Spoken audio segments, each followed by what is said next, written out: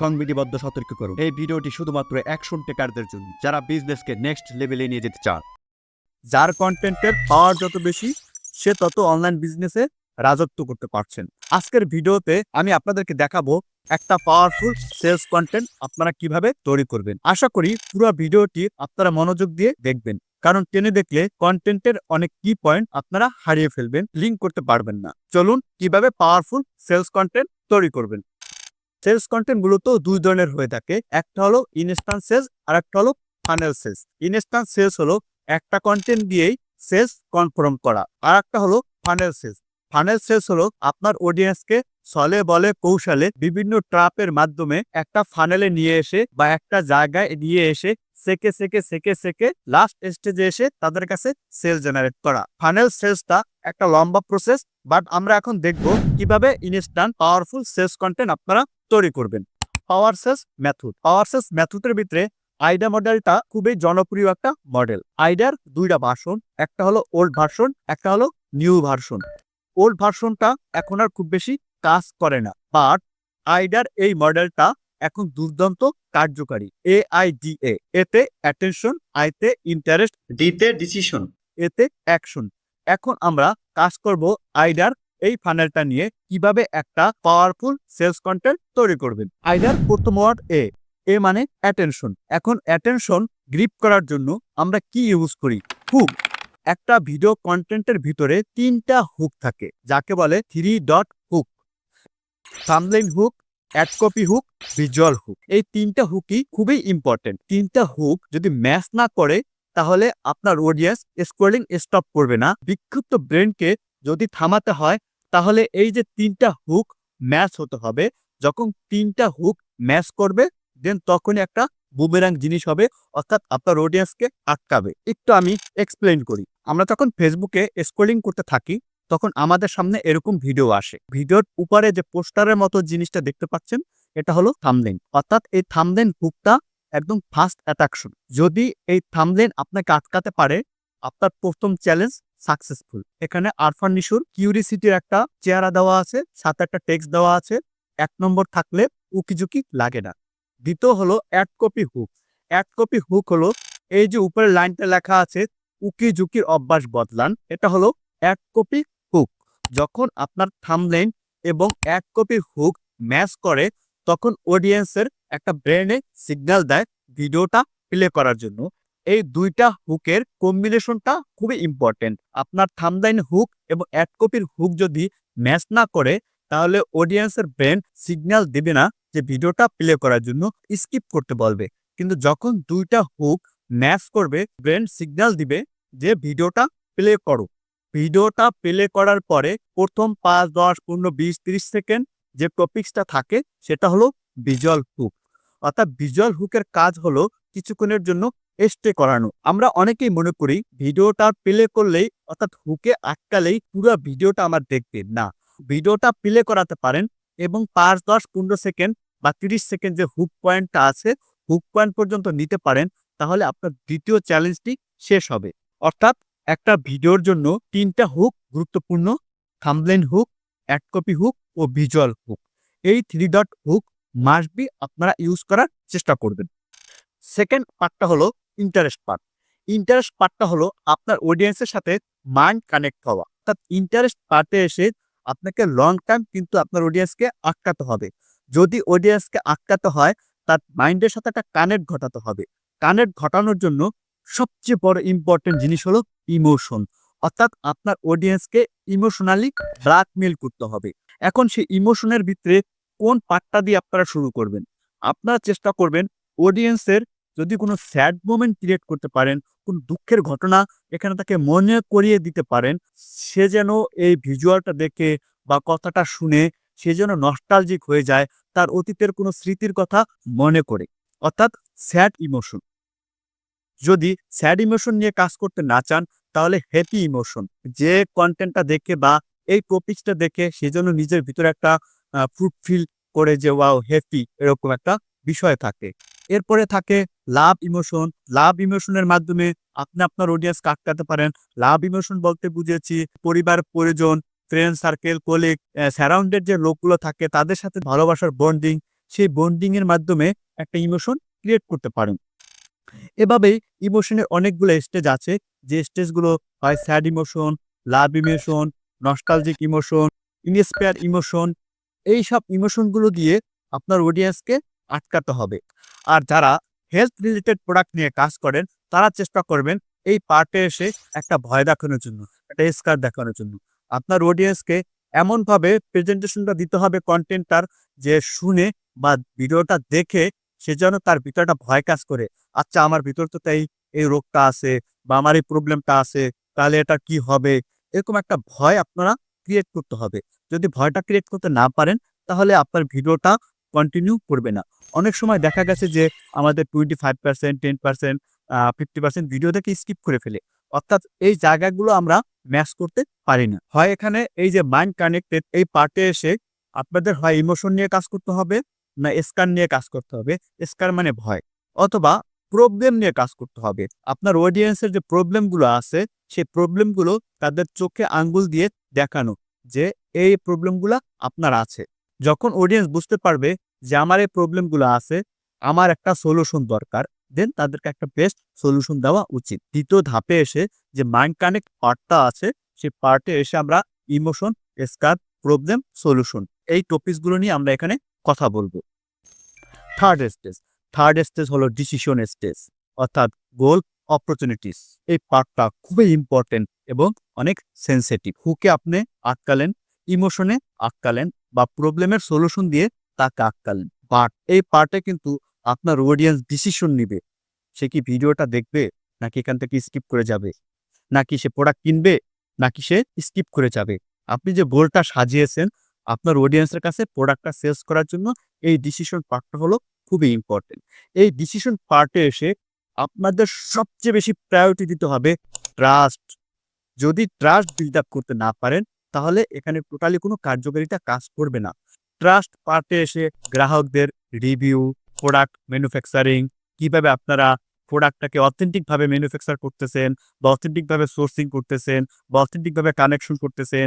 গভর্নমেন্টের পেপারস যদি থাকে, তাহলে কি পেপারসগুলো আছে, এই যে অথেন্টিক পেপারসগুলো দিয়ে একটা অথেন্টিকেশন অডিয়েন্সের সাথে কানেক্ট করতে হবে। এই ট্রাস্ট পার্টটা যদি আপনি পার করতে পারেন এবং আপনার অডিয়েন্সকে যদি ট্রাস্ট করাতে পারেন যে আপনি লয়াল, তাহলে আপনার কাজ 70% শেষ। এরপরে আমরা আসবো ট্রাস্টের পরে বেনিফিট। আমরা অনেক সময় প্রোডাক্টের ফিচার নিয়ে কথা বলি, বাট প্রোডাক্টের ফিচার নিয়ে কথা বলার কোনো কিছুই নাই। আপনি কথা বলবেন এই প্রোডাক্টটা নেওয়ার পরে আপনার অডিয়েন্স কি কি ফ্যাসিলিটিস পাবে, অর্থাৎ সে কি কি বেনিফিটেড হবে, কথা বলতে হবে। যদি আপনি আপনার প্রোডাক্টের বেনিফিট নিয়ে কথা বলেন, তাহলে প্রোডাক্টের যে ফিচারগুলো আছে অনেকটা স্মার্টভাবে এখানে প্রেজেন্টেশন হবে। অনেকেই কি করেন যে প্রোডাক্টের ফিচার নিয়ে কথা বলেন। সো অনেক ফিচার, অনেক ফিচার, অনেক ফিচার, অনেক ফিচার, যত ফিচার আছে সব নিয়ে কথা বলেন না। প্রোডাক্টের ইম্পর্টেন্ট বেনিফিট নিয়ে কথা বলা উচিত। যদি ফিচার নিয়ে কথা বলেন, তাহলে সে জিনিসটা একটা বেসিক একটা জিনিস হয়ে যায়। কিন্তু এই প্রোডাক্টের যে বেনিফিটগুলো, সেই বেনিফিটগুলো নিয়ে যদি কথা বলেন, তাহলে আরো স্মার্টভাবে আপনার প্রোডাক্টের ফিচারগুলো প্রেজেন্ট হবে এবং আপনি স্মার্ট অডিয়েন্সগুলোকে কানেক্ট করতে পারবেন। অর্থাৎ আপনি স্মার্ট কাস্টমারগুলোকে পাবেন, যাদের কাছে আপনি পরবর্তীতে রিসিল করতে পারবেন। বেনিফিটের পরে দিতে হবে প্রফিট। প্রফিট পার্টটা অনেক ইম্পর্টেন্ট। প্রফিট পার্টটা হলো সময়, স্বাস্থ্য, মানি। এই ৩টা জিনিস হলো প্রফিট পার্ট। অর্থাৎ আপনাকে কিভাবে সময় সাশ্রয় করবে, কিভাবে আপনার জন্য হেলদি হবে, এটা আপনার শরীরের জন্য, আপনার পরিবারের জন্য কার্যকারী। এই ৩টাকে কম্বিনেশন করতে হবে প্রফিট পার্টে এসে। অর্থাৎ সে আপনাকে সময় সেভ করে দিচ্ছে, আপনার টাকা সেভ করে দিচ্ছে এবং এর জন্য আপনার হেলথও ঠিক থাকতেছে। ছোট হোক, অল্প করে হোক, প্রফিট পার্টটা এখানে দেওয়া উচিত। এরপরে যদি আপনাদের যদি কোনো অফার থাকে, তাহলে একটা অফার দেওয়া উচিত। অফার দেওয়ার ক্ষেত্রে একটা জিনিস মাথায় রাখবেন, আমাদের অডিয়েন্স সাধারণত ২ ধরনের হয়ে থাকে। একটা হলো মিড অডিয়েন্স, একটা হলো হাই অডিয়েন্স। অর্থাৎ মিড কাস্টমার, একটা হাই কাস্টমার। মিড কাস্টমারগুলো সবসময় চায় একটা অফার, অর্থাৎ তাদেরকে একটা লোভনীয় অফার দেওয়া, যে লোভনীয় অফারের মাধ্যমে আপনার প্রোডাক্টটা সে পারচেস করে। মিড অডিয়েন্সগুলো সবসময় চায় টাকায় জিততে, প্রোডাক্টে না। অল্প টাকায় মসমস একটা জিনিস। সো এই মিড অডিয়েন্সের জন্য সবসময় একটা অফার রাখা উচিত। অফারগুলো হতে পারে ডেলিভারি চার্জ ফ্রি, অফারগুলো হতে পারে একটার সাথে একটা ফ্রি, অফারটা হতে পারে আজকের জন্য নিলে এত টাকা ডিসকাউন্ট।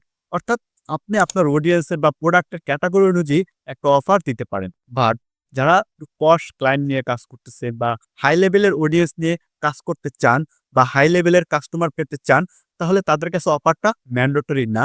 তাদের কাছে প্রোডাক্টটাই সবচেয়ে বেশি ইম্পর্টেন্ট। অর্থাৎ তারা কমফোর্ট প্রোডাক্ট চায় এবং লয়াল প্রোডাক্ট চায়, ভালো প্রোডাক্ট চায়। তাদের কাছে মানি ডাজ নট ম্যাটার। এই অফার দেওয়ার ক্ষেত্রে আপনি কোন অডিয়েন্সকে নিয়ে কাজ করতেছেন, এই বিষয়টা সবসময় মাথায় রাখবেন। লাস্ট পার্ট হলো action part, call to action part, অর্থাৎ সিটিএ। সিটিএতে এসে আমরা যে সোশ্যাল নেটওয়ার্কে যে ক্যাম্পেইনগুলো চালিয়ে থাকি, সেখানে সেন্ড মেসেজ থাকে, অর্ডার নাও থাকে, কল নাও থাকে। বাট আপনি যে কন্টেন্টটা তৈরি করছেন, কোন অডিয়েন্সের জন্য কন্টেন্টটা তৈরি করছেন? এটা কি ফিমেলদের জন্য তৈরি করছেন? নাকি ব্রড অডিয়েন্সের জন্য তৈরি করছেন? নাকি যারা চাকরিজীবী, ব্যবসা করে ব্যস্ত লোক তাদের জন্য তৈরি করছেন? নাকি যারা একটু এজি, অনেক বয়স হয়েছে তাদের জন্য কন্টেন্টটা তৈরি করছেন? অর্থাৎ মার্কেটিং টার্গেট তারা।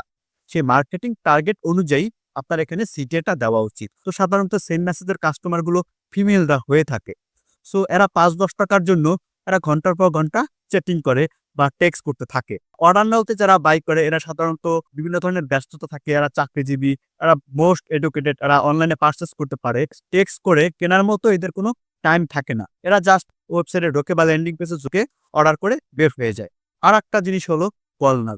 কল নাওটা হলো যারা একটু বেশি এজি, এই অর্ডার-টর্ডার এত কিছু বোঝে না, সেন্ড মেসেজে খুব বেশি বুঝে না, এরা চায় না সেন্ড মেসেজ। এরা নাম্বার নিয়ে ফোন দিবে, অর্থাৎ কনভারসেশন করে যদি তাদের কাছে ভালো লাগে দেন তারা প্রোডাক্টটা বাই করে। বিশেষ করে যারা হেলথ রিলেটেড প্রোডাক্ট নিয়ে কাজ করেন, কল নাও প্রোডাক্টটা খুব বেশি তাদের জন্য কার্যকরী। যে সিডিএ পার্টে এসে যে কনটেন্টটা তৈরি করবেন, এখানে এনশিওর করে দিবেন যে সে যে পারচেজ করবে, সে পারচেজটা কিভাবে করবে? সেন্ড মেসেজে পারচেজ করবে, নাকি অর্ডার নাওতে পারচেজ করবে, নাকি কল নাওতে পারচেজ করবে? সো এই বিষয়টা একদম ক্লিয়ার এবং স্পষ্ট থাকা উচিত। এরপর আসি ফুড ফর থট।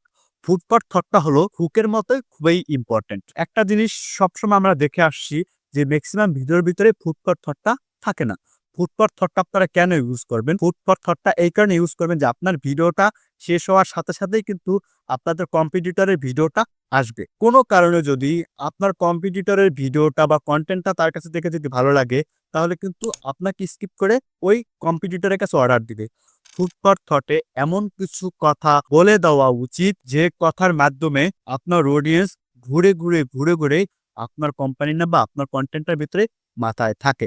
সো আমি যদি একটু এক্সাম্পল দেই, অনেক সময় আমরা কি করি যে অফলাইনে কোনো প্রোডাক্ট কিনতে যাই। সাপোজ ধরেন আমি একটা জামা কিনতে গেলাম বা একটা ড্রেস কিনতে গেলাম একটা অফলাইন দোকানে। যাওয়ার পরে যখন তার সাথে মিল হলো না যে আমি ৳১০০ জন্য প্রোডাক্টটা আমি নিলাম না। যখন আমি ওই শপ থেকে বের হয়ে যাই, তখন কিন্তু দোকানদার বলে দেয় যে, "ভাই, এটা কিন্তু এই কাপড়ের, এটা কিন্তু এই কোম্পানির, এটা কিন্তু দেখে নিবেন, এটা কিন্তু এই কাপড় বলে।" ফুড ফর থটটা দিয়ে দিল।